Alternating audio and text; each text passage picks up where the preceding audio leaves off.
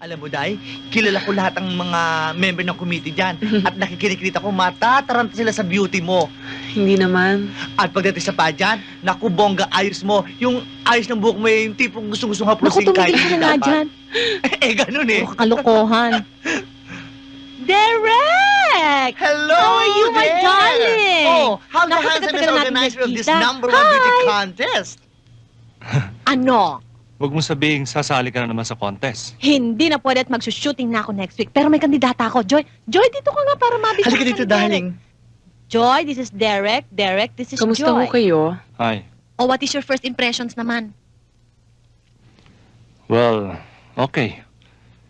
Hindi pa naman ako nadidisappoint sa mga nagiging kaibigan mo eh.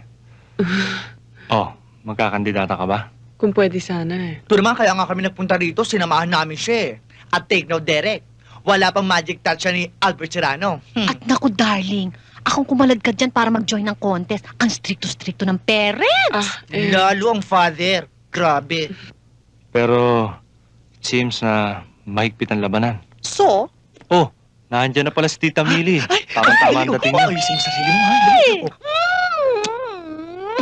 Long time no see. Oh, 2 weeks ko na kayo hinahanap eh.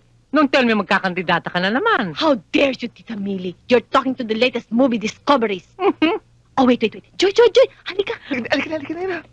Derek, darling, balikan mo ko. Ikaw din, pag nawala ako rito at nakapag-withdraw ko, mawawala ng prestige ang contest mo. Sobra naman to. Ikaw naman, Kemi lang yon. My God, Tita Millie, you still look gorgeous. Alam ko na. Oh. Ako ang pinakamaganda. Ay, syempre. Ako ang hindi tumatanda. Natural. Huwag mo na akong bolahin, Albertito. Flang. Tatanggapin ko naman na yung kandidata.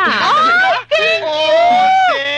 Tita Millie, hindi ka di-disappoints niyan. Oo. Hindi ka Alam di-disappoint. mo, I am so proud of you two.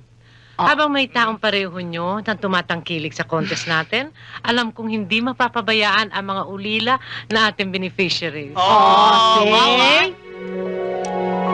Oh, Flor, ano masasabi mo? Naku, ate. Ang ganda-ganda naman ng damit mo. Hindi ba sigurado mananalo na ako?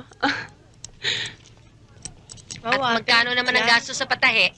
Wala ho, galing to kay Gloria, tinahin ni Albert, pero hindi na ako siningil. Libre. Libre, ha? Eh, anong kapalit niyan?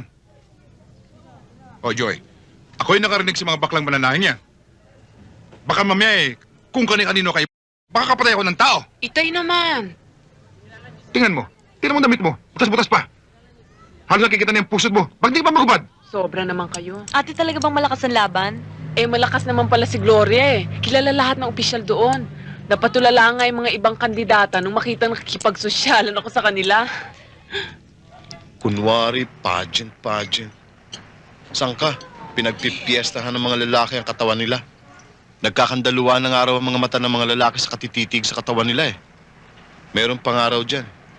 Dinidate ng mga judges. Hoy, Mr. Maduming Isip, ibahin mo ate ko. Dahil kahit na nasa club pa yan, hindi yan basta-basta nakakalabit. Ang ate ko, may ambisyon hindi katulad nyo. Diyan ka na. And so, without further ado, here they are, the 30 lovelies vying for the title Miss Summer Philippines 83!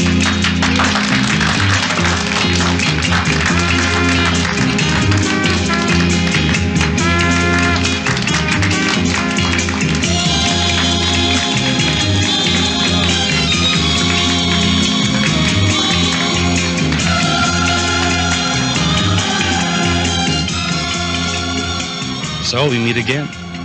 Sabi ko na nga ba makikilala kita ng gusto eh. Anong ginagawa mo rito? Ang ate ko kasali. Oh? Sino dyan? Yung number 12. Talaga palang pamilya kayo ng magaganda. Excuse me. Ah? Executive Committee ni Chief Alam. Oh, wow.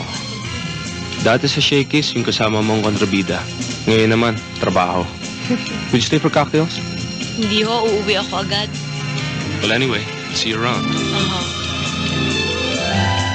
Jennifer Santos, saan ka nakatira? San Pablo. City? Anong gagawin mo sa napanalunan mo? Anong gagawin ko? Ibibili ko siguro ng isang kotse, ilalagay ko sa bangko yung iba. Ay nako, hindi ko nga binabalak na sumali dito eh. Pinilit lang ako ng mga friends ko. That's interesting.